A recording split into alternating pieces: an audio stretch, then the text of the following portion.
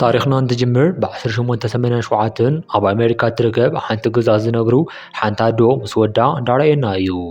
እዛ ኣዶ ኣዴል ዝተባሃለት ቆንጆ ሰበይቲ እንትኸውን ቅድሚ ሓይደት ዓመታት ምስ ሰባያ ምስ ተፋትሐት ሄንሪ ዝተባሃለ ወዳ ሒዛ ነብሕታ ምንባር ካብ እትጅምር ዓመታት ከም ዘቁፀረት ንርዳእ።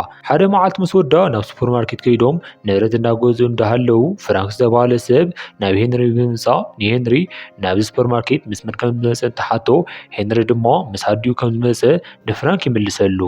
ፍራንክ ድማ ሕጂ ኣብ እግሩ ንእሽተይ ሓረጋ ስለ ዝበፅሑ ንሳቶም ናብ ገዝኦም እንትኸዱ ንክስንይዎ ንሄንሪ ተሓንቶ ሄንሪ ድማ ኣቕልል ኣቢሉ ብምርኣይ ናብ ኣዲኡ ይወስዶ እሞ ፍራንክ ድማ ናብ ገዝኦም እንትኸዱ ንዕኡ እውን ክስንይዎ ንኣዲኡ ኣዴል ይነግራ።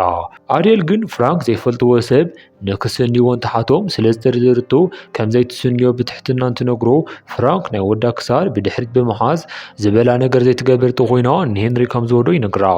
ኣዴል ድማ በቲ ብሌን ዓይና ስለ ዝመፃ ንፍራንክ ትስንዮ ትሰማማዓ። ኣዴል ሄንሪን ፍራንክን ካብዚ ሱፐርማርኬት ንምውፃእ እንዳተዳለው ኣዴል ነቲ ናይ ሱፐርማርኬት ካሸር ፍራንክ ኣገዲዱ ይወስዶም ከም ዘሎ ብምልክት ተነገረታ እኳ እዛ ካሸር ግን ናይ ኣዴል ምልክት ከይተረዳእታ ትቐርብ እሞ ሰለስቲኦም ድማ ተታሒዞም ናብ መኪኖም ይኣትዉ። ናብ መኪና ምስ ኣተዉ ድማ ፍራንክ ንሄንሪ ኣብ ድሕሪት ኮፍ ብምባል ንኣዴል ናብ ገዛ ንክትወስዶ ስለ ዝሓትታ ኣዴል ንፍራንክ ሒዛ ናብ ናታ ገዛ ይኸዱ። ኣብ ገዛ ድማ ምስ በፅሑ ፍራንክ ኣብዚ ገዛ ዝኾነ ሰብ ከም ዘየለ እንትርኢ ኣዴል ድማ ብእውነ ተፍልሕ መሲላ ካብ ኣቕሓ መቐመጢ ካራ ብምውፃእ ኣብ ጅባኣ ትገብሮ። ብኻሊእ ገፅ ወዳ ሄንሪ ፍራንክ እንዳበኸይርእዎ ስለ ዝነበረ እንታይ ከም ዝኾነ እንትሓቶ ፍራንክ ድማ እሱር ከም ዝኾነን ሓሚሙ ድማ ናብ ሕክምና መፂኡ ሕክምንኡ ምስ ወድአ ካብ ካልኣይ ፎቅ ናይ ሕክምና ክፍሊ ዘልይሉ ከም ዘምለጠ ብግልፂ ይነግሮ። ካብኡ ድማ ንኣዴል ንሎማዓንቲ ጥራ ኣብዚ ገዛ ንክሓድርን በለይቲ ድማ ባቡር ተሳፊሩ ከም ዝኸይድ ንምእማን ተፈተነ እኳ ኣዴል ግን ክጎድኦም ከም ዝኽእል ሓሲባ ሕጂ ገዞም ገዲፍሎም ንክኸይድ ንፍራንክ ትልምኖ። ፍራንክ ግን ንሳ ከም እትሓስቦ ሕማቅ ሰብ ከም ዘይኮነ ንምእማን እንዳፈተነ እንዳሃለወ ብቴሌቭዥን ፍራንክ ኣብ ቤት ማእሰርቲ ከም ዘምለጠን ፍራንክ ንሰበይቱ ቀቲሉ ን15 ዓመት ከም ዝተፈረደሉ ንና ኣዴል ይሰምዑ። ፍራንክ ድማ እዞም ሰባት ከም ዝብልዎ ከይኾነስ ሰበይቱ ዘቐሰላ ሃንደበት ከይተሓስብ ብምዃኑ ምስ ነገሮም ሕጂ እውን ኣብዚ ንክሓድርን ትልምኖ። ኣዴል ግን ፖሊሳት ኣብ ናታ ገዛ ምንባሩ ተፈሊጦም ናቱ ተሓባበሪት ምዃና ብምጥርጣር ከም ዝኣስርዋ ትገልጸሉ። ፍራንክ ድማ ነዚ ንከይፍጠር ኣብ ወንበር ንክኣስራን ሃንደበት ፖሊሳት ፍራንክ ኣብዚ ከም ዘለዎን ተፈሊጦም ከም ዘገደዶም ንክትናገር ይነግራ። ካብኡ ድማ ንኣዴል ምስ ኣሰራ ፍራንክ ጽቡቕ ምግቢ ሰሪሑ ንኽልቲኦም ኣዴልን ሄንሪን ምግቢ የምግቦም። ፍራንክ እስካብ ፍርቂ ለይቲ ብናይ ኣዴል ከባቢ ዝሓልፍ ባቡር እንዳተፀበየ ተፀንሐ እኳ እንተኾነ ግን ኣብዛ ዕለት ባቡር ስለ ዘይመፅእ ፍራንክ ንኽልቲኦም ካብቲ ማእሰርቲ ይፈትሖም። ንፅቢሒቱ ንጎ ድማ ፍራንክ ጽቡቕ ምግቢ ሰሪሑ ምስ ሄንሪ እንዳበልዑ እንዳሃለው ሄንሪ ኣቦኡ ምስ ኣዲኡ እንዳሃለወ ኣብ ልዕሊያ ካልእ ሰበይቲ ሒዙ ካልኦት ቆልዑት ከም ዝወለደ ንፍራንክ ይነግሮ። ፍራንክ ንሄንሪን ቁርሶም እንዳበልዑ እንዳተነጋገሩ እንዳሃለው ኣዴል ትመፅእ እሞ ፍራንክ ሰሩሕ ምግቢ እንትጥዕሞ ድማ ኣዴል ንመጨረሻ ግዜ ቁርሲ ተሰሪሕላ ዝበልዐቶ ምስ ሰባያ እንዳሃለወት ዘኪራ ኣብ ዝኽሪ ተኣትዉ። ኣብዛ ዕለት እውን እታ ባቡር ስለ ዘይመፀት ፍራንክ ዝፈረሰ ናይ ኣዴል ገዛ እንዳፀገነን ዝኣረገ ናይ መኪና ጎማ እውን እንዳቐየረ ከምኡ እውን ዝተበላሸወ ቦምባ እንዳተስተኻኸለ ምስ ሄንሪ ድማ እንዳተፃወተ ይፀንሓ።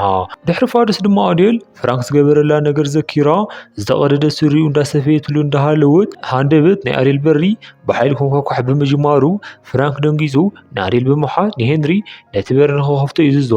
ሄንሪ ድማ ነቲ ዝተኳኩሐ በሪ እንተኸፍቶ ቢል ዝተባሃለ ጎረቤቶም ከም ዝኾነ ይርዳእ።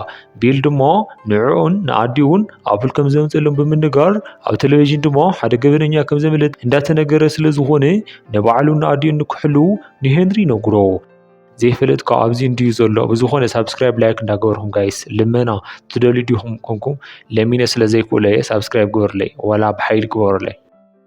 ሄንሪ ድማ ነዚ ኣፕል ተቐቢሉ ነዚ በሪ ምስ ዓፀዎ ኩሎም ንባዕሎም የረጋውዑ።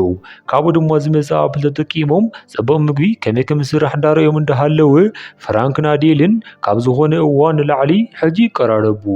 ምግቦም ድማ ምስ ሰሪሑ ሄንሪ ካብኦም ተፈልዩ ጌም እንዳተፃወተ እንዳሃለወ ኣዴል ድማ ኣብ ናይ ፍራንክ ኣፍ ልቡ ተጎዝጊዛ ንባዕላ እንዳዕረፈት ወዳ ሄንሪ ይሪኣ። ለይቲ ድማ ኣዴልን ፍራንክን ፍቕሪ ክሰርሑ ይጅምሩ እሞ ወዳ ሄንሪ ድማ ብዙሕ ዘይትፈልጦ ተስብ ኣፍቅር ብምትሓላ ንእሽተይ ዋላ እኳ ተሰግእ ኣብ ዝቕፅል መዓልቲ ድማ ፍራንክ ዝተበላሸወ ነገራት ምስትኽኻል ብምቕፃል ምስ ኣዴል ከም ዝፋተው ሰባን ሰበይትን ኮይኖም መዓልቶም ምድፍኦም ይቕፅሉ። ካብኡ ድማ ፍራንክ ንሄንሪ ናይ መኪና ጎማ ከመይ ከም ዝቕየር ስለ ዘምሃሮ ሄንሪ ዘይፈልጦ ነገር ብምምሃሩ ደስ ኢልዎ ይውዕል። ካብኡ ድማ ሄንሪ ናብ ሱፐርማርኬት ንብረት ንኽገዝእ ይለኣኽ እሞ ዝተለኣኸ ንብረት ኩሉ ገዚኡ ናብ ገዛ ምስ ተመለሰ ሄንሪ ኤቭሊን ዝተባህለት ጎረቤቶም ንኣዲኡ ደልያ ናብ ገዛ እንትኣቱ ይረኽባ። ሄንሪ ድማ ኤቭሊን ኣብ ገጹ ተሓቢኡ ንዘሎ ፍራንክ ንከይትሪኦ ሰጊኡ ንኣዲኡ ከም ዝፅውዐላ ብምንጋር ኣብኡ ንክትጸንሕ ይነግራ። ኣዴል ድማ ኤቭሊን ኣቲዋ ንፍራንክ ቅድሚ ምርኣያ እንታይ ከም ዝደለየት መፂያ እንተሓታ ኤቭሊን ድማ ሓደ እተኸደሉ ጉዳይ ስለ ዘለዋ ነቲ ኣካለ ጎደሎ ወዳ ንዝተወሰነ ሰዓታት ንወዳ ንክትሕዘላ ምዃኑ ንኣዴል እንትነግራ ኣዴል እምቢ ንምባል ከቢድዋ ናይ ኤቭሊን ወዳ ንምሕላው ትሰማማዕ። ኤቭሊን ድማ ምስ ከደት ፍራንክ ናይ ኤቭሊን ወዳ ክናገር ከም ዘይኽእል ስለ ዝረኣየ ብዘይ ፍርሒ ንባዕሉ ኣላልዩ እዛ መዓልቲ ኩሎም እንዳተዘናግዑ ጽቡቕ ምሸት ይሕልፉ። ምሸት ድማ ሓቢሮም ቴሌቪዥን እንዳረኣዩ እንዳሃለዉ ፍራንክ ዝተባህለ ገበደኛ ዝረኣየ ሰብ ንፖሊስ ንክሕብር ምስ ናይ ፍራንክ ፎቶ ተታሒዙ ኣብ ቴሌቪዥን ይቐርብ። ኣብ ሰዓት ኣካለ ጉዱእ ናይ ኤቭሊን ወዳ ዋላ እኳ ምዝራብ ተዘይከኣለ ሙሉእ መዓልቲ ምስ ዝወዓለ ሰብ ግን እቲ ዝድለ ምዃኑ የስተውዕል። እዚ ምስ ኮነ ድሕሪ ዝተወሰኑ ደቂቕ ድማ ናይዚ ኣካለ ጎደሎ ኣዲኡ ዝኾነት ኤቭሊን ካብ ዝኸደት ብምምላስ ፍራንክ ድማ ኤቭሊን እስካብ ትኸይድ ይሕብኣ። ኤቭሊን ድማ ንወዳ ክትወስድ ናብ ናይ እኒ ኣዴል ገዛ እንትኣቱ ክዛረብ ዘይኽእል ወዳ ናይ ፍራንክ ኣብዚ ገዛ ምህላው ንምንጋር ድምፂ ከስምዕ ይጅምር። ኤቭሊን ድማ ወዳ ዝዛረብ ዘሎ ክትወስዶ ብምምፃእ ሓዚኑ እዩ ዝኸውን ኢላ ብምሕሳብ ስቕኒ ክብል ተነገረቶ እኳ ወዳ ግን መፍታና ይቋርፅ ብምባሉ ኤቭሊን ሓሪቓ ንወዳ ብምራብ ሒዛቶ ትኸይድ። ኣብዛ ምሽት ድማ ሄንሪ ኣዲኡን ፍራንክን ኣሜሪካ ብምግዳፍ ናብ ካናዳ ዝበሃል ሃገር ከይዶም ንምባር ፕላን እንዳውፅኡ ኣብ ሳሎን ኮይኑ እንዳዕለሉ ይሰምዖም። ንፀቢሕቲ ድማ ሄንሪ ኣብ ከባቢኡ ናብ ዝርከብ ቤተ መፅሓፍቲ ብምኻድ ስለ ካናዳ ዝዛረብ መፅሓፍ እንዳንበበ እንዳሃለወ ኤሌኖር ምስ ዝተባህለት መሓዙ ተላልዩ ክዕልሉ ይጅምሩ።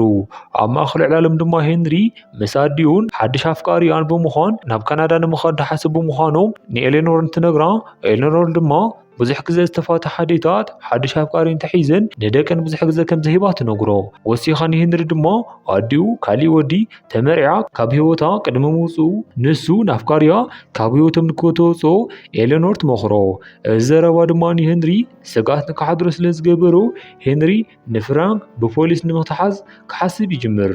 ኣብዛ ምሽት ድማ ናይ ኣዴል ናይ ቀደም ሰብኣያ ናይ ሄንሪ ድማ ብኡ ዝኾነ ሰብኣይ ንሄንሪ ንምዝንጋዕ ካብ ገዛ መፂ ምስ ወሰዶ ምስ ሓዳሽ ሰበይቱን ምስ ካልኦት ደቁን ንሄንሪ ጽቡቕ ድራር ይጋብዙ። ሄንሪ ድማ እንዳዕለሉ እንዳሃለዉ ናይ ሄንሪ ኣቦኡ ንሄንሪ ኣዴል ሕጂ ዘለትሉ ኩነታት እንተሓቶ ሄንሪ ድማ ኣዴል ሕጂ እትፈትዎ ሰብ ስለ ዝረኸበት ሕጉስቲ ከም ዘላ ንኣቡ ይነግሮ። ድሕሪ ግብጃ ድማ ንሄንሪ ኣዴል ምስ መን ከም ዝኾነት ንከወዛፅኦ እንተፈተነ እኳ ሄንሪ ግን ንኣቡ ዝኾነ ሓበሬታ ከይሃቦ ይቐሪ። ምሸት ድማ ሄንሪ ናብ ገዛ ምስ በፅሐ ኣዲኡ ኣዴል ምስ ፍራንክ እንዳሳዕስዑን እንዳሰሓቁን ይረኽቦም። ኣዴል ድማ ወዳ ምምፅኡ ምስ ረኣየት ናብ ወዳ ብምኻድ ካብ ሃገር ከም ዝወፁ ንወዳ እንትነግሮ ሄንሪ ኣብ ቤት መፅሓፍቲ ዝረኸባ ኤሌኖር ዝበለቶ ነገር ዘኪሩ ንዓየነ ብሕተይ ገዲፍክኒ ክትኸድድ እዩ ብምባል ፍርሒ ይስምዖ። ኣዴል ድማ ንዕኡ ገዲፋቶ ንኽትኸይድ ከም ዘይሓሰበት ብምግላጽ ናብ ርእሱ ሕማቕ ሓሳብ ንዘእተወ ወዳ ሓቑፋ ተጸናንዑ። ንፀቢሕቲ ድማ ኣዴል ፍራንክን ናብ ካናዳ ጠቕሊሎም ንምኻድ ብምሕሳብ ናይ ገዛ ንብረቶም ምእካብ እንትጅምሩ ሄንሪ ድማ ሓዳሽ ናብ ዝተፈላለየ ዓድኩ ብምኻድ ጽባሕ ወይ ድማ ድሕሪ ጽባሕ ኣዲኡን ሓድሽ ኣፍቃሪኣን ካብዚ ሃገር ክወፁ ከም ዝኾኑ ይነግራ። ኣብ ዘረቦ ማእኸል ድማ ኤሌኖር ናይ ኣዲኡ ኣፍቃሪ እቲ ገበለኛ ከም ዝኾነ ስለ ዝፈለጠት ኤሌኖር ቅድሚ ዓመታት ምስ ሓደ ገበለኛ ፍቕሪ ሒዝዋ ዝነበረ ሰበይቲ ታሪኻ ብምንጋር ኣብ መጨረሻ ድማ ፖሊሳት ነቲ ገበለኛን ነታ ሰበይትን ኣሳዲዶም ከም ዝቐተልዎም ንሄንሪ ትነግሮ። ሄንሪ ድማ ኣብ ሓሳቡ ፖሊሳት ንፍራንክ ክብሉ ንኣዲኡ እንዳቐተልዋ እንዳሓሰበ ኣብ ዓብዪ ጭንቀት ይኣቱ።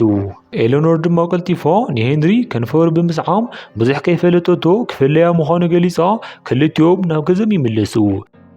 ታሪኽና ድማ ሕጂ ንድሕሪ 18 ዓመት ትመልሰና እሞ ናይ ፍራንክ ህይወት ክተርእየና ትጅምር። ቅድሚ ዓመታት ፍራንክ ሓንቲ ቆንጆ ሰበይቲ ተመርዒው ህይወቱ እንዳመርሕ እንዳሃለወ ሰበይቱ ግን ምስኡ እንዳሃለወት ምስ ካልኦት ኣወዳት ተዘውር ከም ዝነበረት ይፈልጥ። በዚ ከይብቅዕ ግን ፍራንክ ንእሽተይ ዝወለዳ ቆልዓ ናቱ ከም ዘይኮነት ሓበሬታ ስለ ዝረኸበ ሓደ ምሽት ምስ ሰበይቱ በዚ ነገር እንዳተወቃየቁ ፀኒሖም ፍራንክ ሓሪቆን ሰበይቱ እንትደፍኣ ካብ ደረጃ ወዲቓ ከም ዝሞተት ንርዳእ።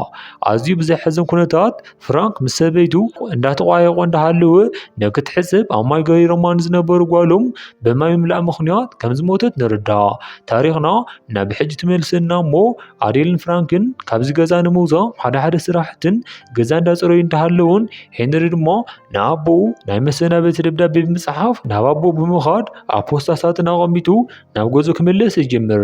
ሄንሪ ድማ ኣብ መንገዲ እንዳሃለወ ሓደ መኪና ዝሓዘ ፖሊስ ንሄንሪ ናብ ገዛ ንክስንዮ ይነግሮ። ዋላ እኳ ሄንሪ ተዘደለየ እዚ ፖሊስ ግን ተዘሰነኽ እኳ ስለ ዝበሎ ሄንሪ ናብዛ መኪና ይኣቱ እሞ ናብ ገዛ ድማ ይስንዮ።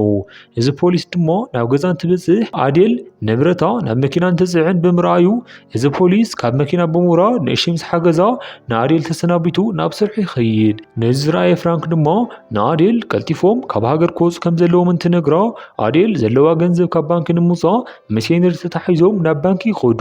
ሽዑ ድማ ፍራንክ ንብሕቱ ኣብ ገዛ እንዳሃለወ ናይ ኣዴል ጎረቤት ንኣዴል ደልያ ከይቋሕኩሕት እንትኣቱ ምስ ፍራንክ ጎፍ ንጎፍ ይራኸቡ። ፍራንክ ድማ ንኤቪሊን ንባዕሉ ናይ ፅገና ሰራሕተኛ መሲሉ ንባዕሉ እኳ ተላለያ ኤቪሊን ግን ፍራንክ ሪያ ኣብ ቴሌቭዥን ዝድለ ዝነበረ ገበነኛ ምዃኑ ፈሊጣ ዝኾነ ከይተዛረበት ካብ ናይ ኣዴል ገዛ ትወፅእ። ድሕሪ ዝተወሰኑ ሰዓታት ድማ ኣዴልን ሄንሪን ካብ ባንክ መፅኦም ካብ ገዝኦም ክወፁ እንትብሉ ኣብ ደገ ናይ ፖሊስ መኪና ድምፂ ናቦም እንትመፅእ ይሰምዑ።